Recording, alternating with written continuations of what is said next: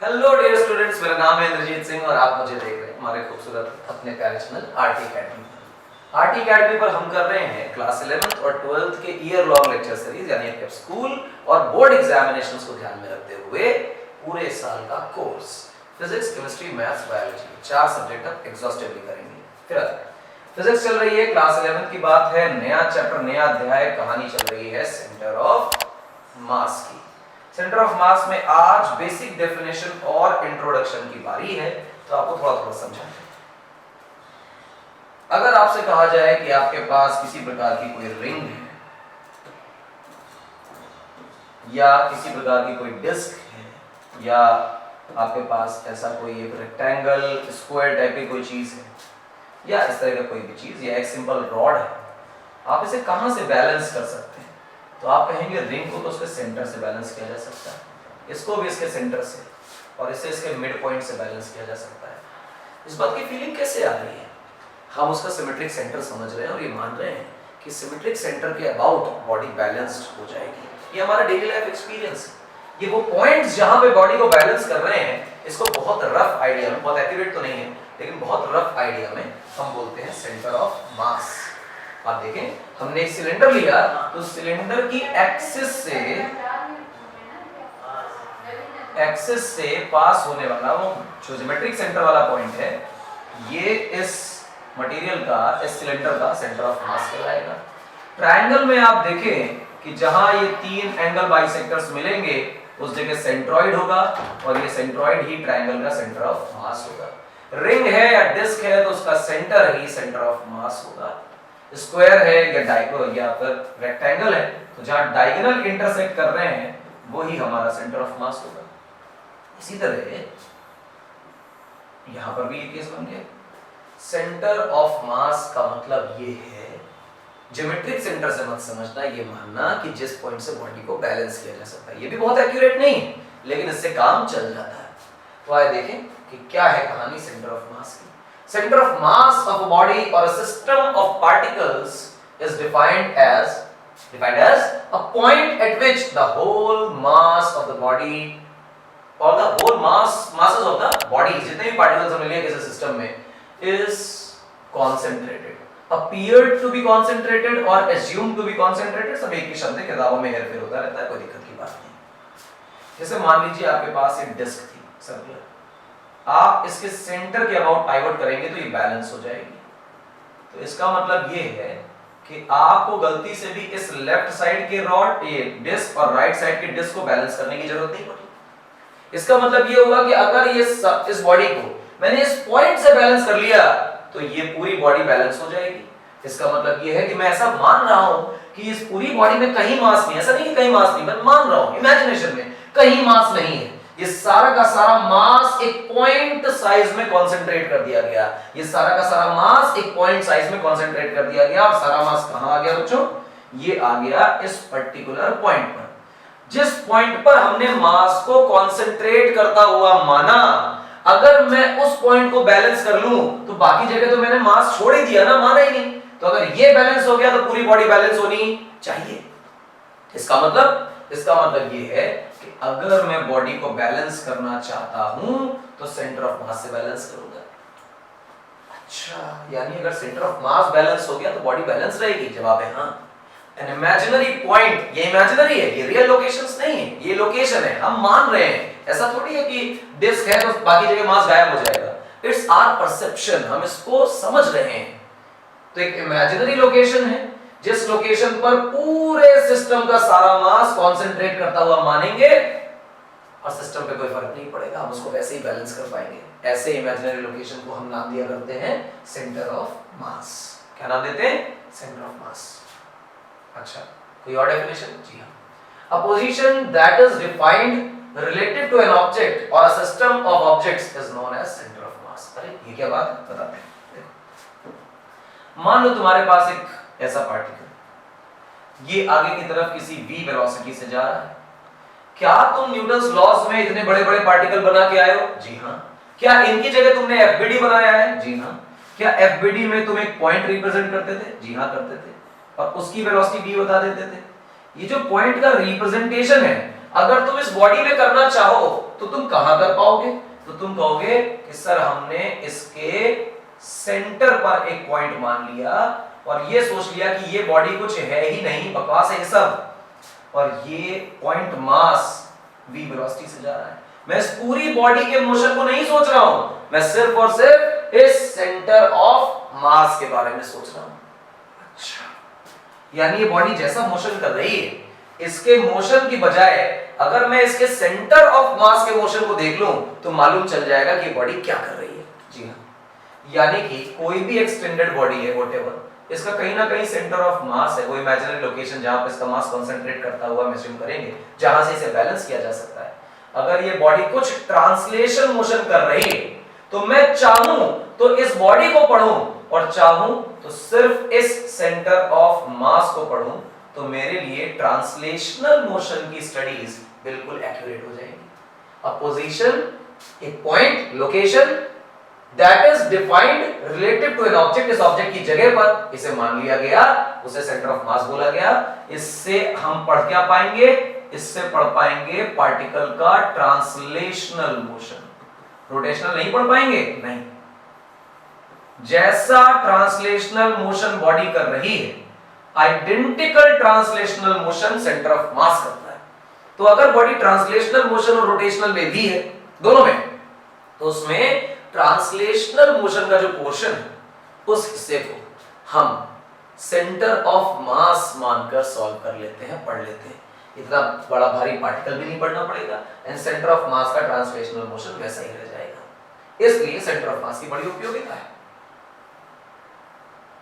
क्या है centre of mass की उपयोगिता? पढ़िए भाई। Centre of mass of a system is that one point where any uniform forces is acted upon the object। यानी अगर मैंने वो इमेजिनरी पॉइंट माना जिसको मैंने सेंटर ऑफ मास कहा, और फिर इस बॉडीज पर कुछ फोर्सेस लग रही थी, मुझे तो इस पे ट्रांसलेशनल मोशन का हिस्सा ही सेंटर ऑफ मास में पढ़ना है। रोटेशनल मोशन तो पूरी बॉडी के लिए पढ़ा जाएगा। तो इसका मतलब ये हुआ कि अगर इसके मोशन को, इस पूरी बॉडी के मोशन को सेंटर ऑफ मास के मोशन से पढ़ा जा सकता है, तो जितनी फोर्सेस इस बॉडी पर लग रही वो सारी फोर्सेस भी सेंटर ऑफ मास पर मानी जा सकती है। यानी किसी बॉडी पर जितनी फोर्सेस काम कर रही हैं, हम ये अज्यूम कर सकते हैं कि वो सारी फोर्सेस उसके सेंटर ऑफ मास पर लग रही हैं, और ये सेंटर ऑफ मास पर लगने वाली फोर्सेस से जो एक्सेलरेशन क्रिएट होगा, ट्रांसलेटरी एक्सेलरेशन, वो सारा ट्रांसलेशनल मोशन को पढ़ने में काम आएगा। अच्छा, आगे बढ़े। It is important to find the center of mass of object as it makes an easy path। अगर पार्टिकल मूव कर रहा है तो centre of mass translational motion कर रहा होता है, जिसकी वजह से उसका रास्ता बड़ा आसान हो जाता है। Simple projectile motion, translatory motion, circular motion सब हम पढ़ के आए हैं, तो आसान पाथ ले रहा होता है। To solve the mechanics problems in order to describe the motion of a complicated problem, मतलब मान लो टायर है, गाड़ी का पहिया है, तो गाड़ी का पहिया आपके लिए बना देते हैं जैसे कि, अब गाड़ी के पहिए पे एक जगह पर ब्लू ये लगाओ, येलो स्पॉट, तो गाड़ी का पहिया ऐसे घूमेगा भी और ऐसे चलेगा भी। तो अगर आप सही देखोगे ना इसको, कैसे चल रहा है, ये गाड़ी का पहिया का जो येलो पॉइंट है ये ऐसे चल रहा होगा। अब इस मोशन को डिस्क्राइब करना मुश्किल है, साइक्लॉइड पाथ होता है, इसकी इक्वेशंस बड़ी वियर्ड सी बनती है। लेकिन अगर आप सेंटर ऑफ मास के रिस्पेक्ट में देखोगे तो आप सेंटर ऑफ मास की रिस्पेक्ट में किसे देखो तो प्योर सर्कल करेगा, और सेंटर ऑफ मास को अगर देखोगे तो वो तो सिर्फ ट्रांसलेशनल मोशन करेगा। यानी दो सिंपल मोशन में इसको तुमने तोड़ लिया, एक ट्रांसलेशन में, एक प्योर सर्कल में। ये तो दोनों में आते हैं। हाँ, सेंटर ऑफ मास की यही उपयोगिता है। अच्छा, इसके बाद ये सब बकवास लिखा हुआ है, जो भी पढ़ लीजिए। क्या लिखा हुआ है? While doing calculations, we assume that all the mass of an object, oddly shaped, evenly shaped, whatever object is concentrated in a tiny object that is located at center of mass, and this tiny object that we have assumed is known as point mass, और point mass जो है वो translatory motion वैसा ही करेगा जैसा हमारा extended body कर रही है। बस काम इससे ज्यादा। एक इंपॉर्टेंट बात जो बहुत इंपॉर्टेंट है, क्या है? It is an hypothetical point. ऐसा नहीं कि वो पॉइंट हाइपोथेटिकल है, पर जो सेंटर ऑफ मास मानना ऐसा कुछ होता नहीं है। ये तो हमारा कैलकुलेशन है जिससे मैकेनिक्स की प्रॉब्लम आसान हो जाती है, बस ये हाइपोथेटिकल है। अच्छा ठीक, बढ़िया, चलो देखो बहुत गौर से। सबसे पहली डेफिनेशन पे आते हैं चैप्टर की, दैट इज रिजिड बॉडी। क्या होगी रिजिड बॉडी, क्या होती है रिजिड बॉडी? इस चैप्टर का नाम किताबों में रिजिड बॉडी डायनेमिक्स भी लिखा होता है, इस वजह से rigid body is very important. तो चलो देखो रिजिड बॉडी को आते हैं क्या होती है। रिजिड बॉडी का मतलब है a body in which distance between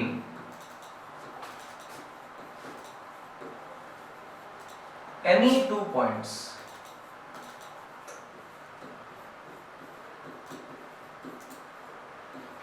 remains constant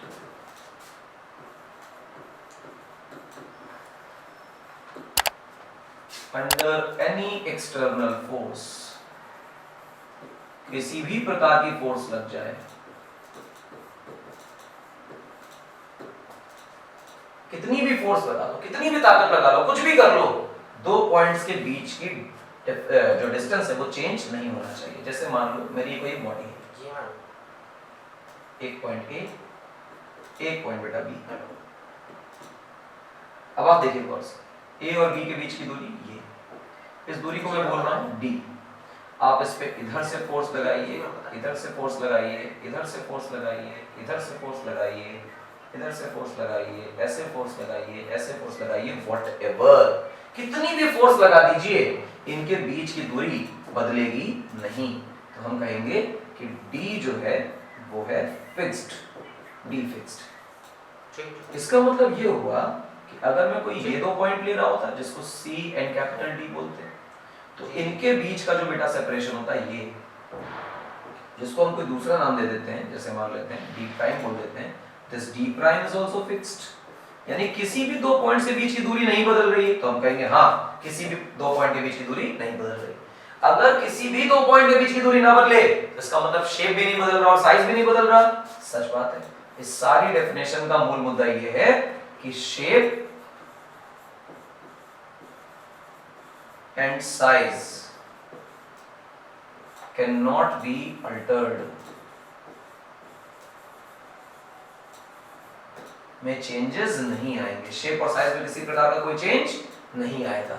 ये है हमारी रिजिड बॉडी। क्या सच में ऐसी रिजिड बॉडीज होती हैं? सोच कर देखो, एक बड़ा भारी सा पत्थर ले आओ, उस पर तुम कूदते रहो, क्या उसका शेप चेंज हो जाएगा? नहीं। पर हम हथौड़े से मारेंगे तो हो जाएगा। बड़ी फोर्सेस के लिए हो सकता है। हम ऐसी फोर्सेस अप्लाई करें जिनके लिए बॉडी का शेप चेंज ना हो, तो उनको हम आसानी से रिजिड बोल सकते हैं। बट इन रियलिटी हमने जब यहाँ डेफिनेशन बनाई तो एनी एक्सटर्नल फोर्स लिखा, किसी भी कितनी भी ज्यादा फोर्स के लिए रिजिड रह जाए, ऐसी कोई बॉडी एग्जिस्ट नहीं करती है जो परफेक्टली रिजिड होती है। लेकिन ये चैप्टर नियरली रिजिड बॉडीज के लिए है, यानी हम शेप और साइज में कोई चेंज, इलास्टिसिटी वगैरह को कंसीडर नहीं करने वाले। ये थी हमारी रिजिड बॉडी। अब पढ़ते हैं सिस्टम ऑफ पार्टिकल्स क्या होता है। गौर से देखिए बेटा,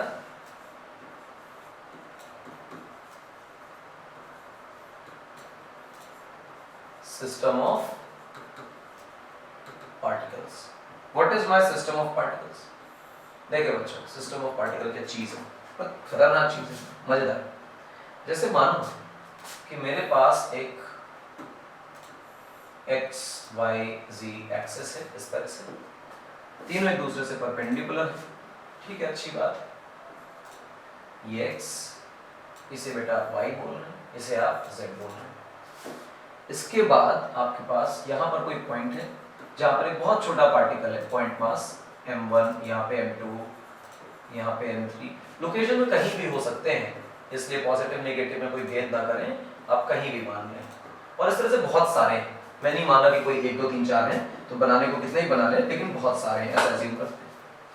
आप देखें, इसको मिलाएं, इसका पोजीशन वेक्टर हो गया, ओरिजिन से इसे मिलाएं, इसका पोजीशन वेक्टर हो गया, ओरिजिन से इसे मिलाएं, इसका पोजीशन वेक्टर हो गया, ओरिजिन से इसे मिलाएं, इसका पोजीशन वेक्टर हो गया, ओरिजिन से इसे मिलाएं, इसका पोजीशन वेक्टर हो गया। तो आप पाएंगे कि ये पोजीशन वेक्टर बेटा r1 है, और आप पाएंगे ये पोजीशन वेक्टर बेटा r2 है, और आप पाएंगे ये पोजीशन वेक्टर r3 है, इसका पोजीशन वेक्टर r4 है, इसका पोजीशन वेक्टर r5 है। ये जो ढेर सारे पार्टिकल्स हैं, जो इंडिविजुअल अलग अलग नन्हे मुन्ने पॉइंट मासेस हैं, मैंने पॉइंट मास मान रहा हूं, ठीक है, इंडिविजुअल पार्टिकल्स हैं। बट इफ आई वांट कि मैं इन सब की स्टडीज एक साथ करूं, तो जब मैं इन सब पार्टिकल्स के ग्रुप को एक सिंगल पार्टिकल मानूंगा तो मैं कहूंगा मैंने सिस्टम ऑफ पार्टिकल्स लिया है। सिस्टम ऑफ पार्टिकल का मतलब m1 m2 m3 m4 m5 जितने भी मासेस हैं ये सब एक ग्रुप, इनका ग्रुप मैं स्टडी कर रहा हूं, एक सिंगल पार्टिकल की स्टडी नहीं कर रहा, इनके ग्रुप की स्टडी कर रहा हूं। इनका जो कलेक्शन है that is called as system of particles. अच्छी बात है, आगे बताइए सुनिए। मास डिस्ट्रीब्यूशन एक टर्म आएगा। मास डिस्ट्रीब्यूशन क्या है बहुत गौर से देखो बच्चों। मास डिस्ट्रीब्यूशन का मतलब है कि जो origin X Y Z axes हमने मान रखा है, इस X Y Z axes origin की रिस्पेक्ट में मासेस कहां-कहां कैसे-कैसे फैले हुए हैं, क्या है डिस्ट्रीब्यूशन मासेस का। तो ये दो बातों से डिफाइन होगा। पहली चीज तो पार्टिकल के इंडिविजुअल मासेस, और दूसरा वो पार्टिकल्स तुमने ओरिजिन से कहां-कहां फैलाए हुए हैं। सारे पार्टिकल्स राइट में होते तो लेफ्ट में कोई डिस्ट्रीब्यूशन ही नहीं होता, सारे पार्टिकल लेफ्ट में होते तो राइट में कोई डिस्ट्रीब्यूशन ही नहीं होता। चारों तरफ फैले हुए हैं तो मासेस कहां-कहां रखे हैं उनकी लोकेशंस भी ये तय करेंगी कि मास का डिस्ट्रीब्यूशन कैसा है। तो हम कहेंगे पोजीशन वेक्टर्स। इन दो बातों पर डिपेंड करेगा मास का डिस्ट्रीब्यूशन। हम एक क्वांटिटी डिफाइन करते हैं जिसको हम कहते हैं मोमेंट ऑफ मास। जैसे 10th क्लास में मोमेंट ऑफ फोर्स पढ़ते थे वैसे ही मोमेंट ऑफ मास। इस मोमेंट ऑफ मास का मतलब है किसी पार्टिकल का मास और उस पार्टिकल की पोजीशन वेक्टर से मल्टीप्लिकेशन। क्या बात है, यानी अगर मैं m1 मास का पोजीशन वेक्टर बोलूं तो r1 है, यानी ये फर्स्ट मास की मोमेंट ऑफ मास है। सेकंड वाले के बारे में बात करूं तो आप कहोगे ऐसे है, थर्ड वाले के बारे में बात करूं तो आप कहोगे ऐसे है, फोर्थ वाले के बारे में बात करूं तो आप कहोगे ऐसे है, फिफ्थ वाले के बारे में बात करूं तो आप कहोगे कि ऐसे है, और फिर 6 7 8 9 10 टन टन टन टन होता रहे। मैंने कहा सिस्टम का मोमेंट ऑफ मास कितना है, तो तुम कहोगे सिस्टम का मोमेंट ऑफ मास इन सब का एडिशन है। भाई एक का मोमेंट ऑफ मास, दूसरे का मोमेंट ऑफ मास, तीसरे का, चौथे का, पांचवे का, सबका जोड़ दो तो क्या मिलेगा, सिस्टम का moment of mass. Moment of mass of system, ये सिस्टम का मोमेंट ऑफ मास निकाल लिया हमने। इसको डब्बे के अंदर भर लेते हैं ताकि पता रहे कि फॉर्मूला बन गया। अब इसको मैं यहीं रख रहा हूं।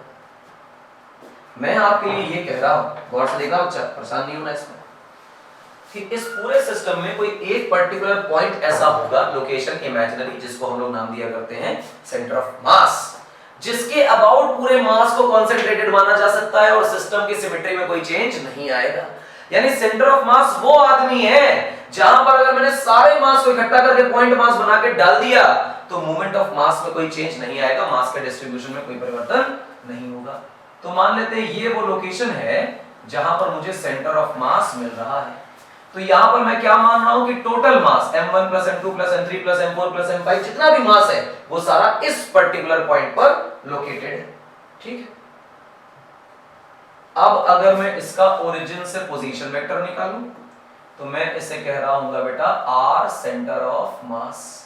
और तुम ये जानते हो कि सेंटर ऑफ मास का जो मास डिस्ट्रीब्यूशन है और जो सिस्टम का एक्चुअल मास डिस्ट्रीब्यूशन है इसमें कोई चेंज नहीं होना चाहिए, क्योंकि हम सारे मास को वहीं कॉन्सेंट्रेटेड मानते हैं जहां पर मास डिस्ट्रीब्यूशन और पार्टिकल की सिमेट्री में कोई चेंज ना आए।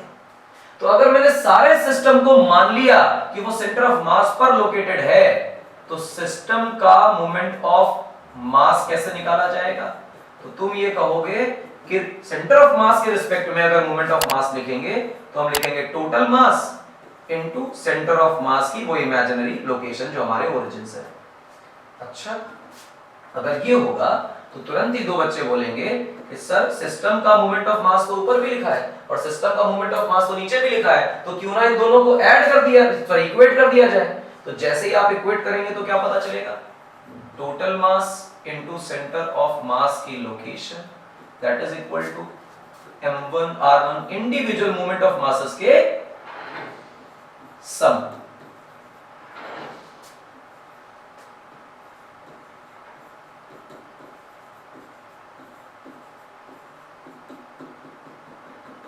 इस तरह से अब इस टोटल मास को मैं नीचे भेज देता हूं। देखो बेटा, r centre of mass vector quantity position vector है, ये ओरिजिन के रिस्पेक्ट में आ रहा है।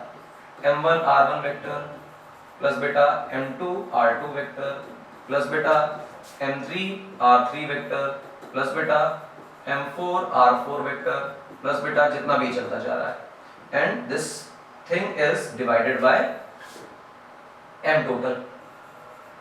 अब मैं आपसे कह रहा हूं कि टोटल मास क्या है, मुझे ये बताइए।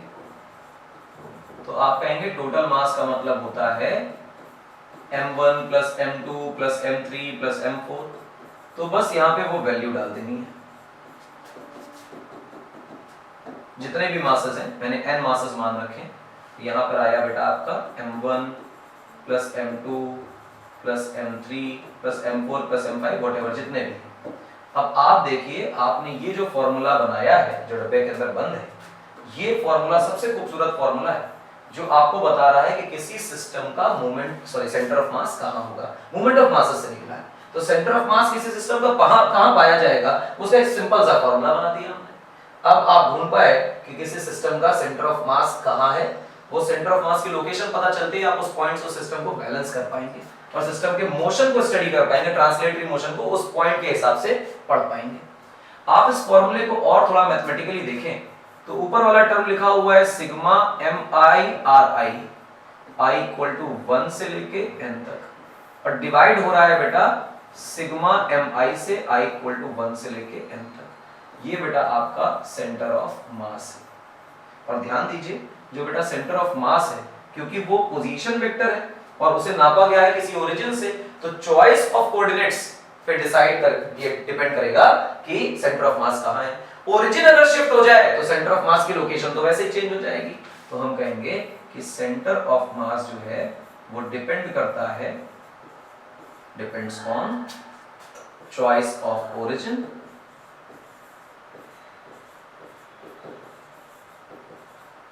And coordinate system.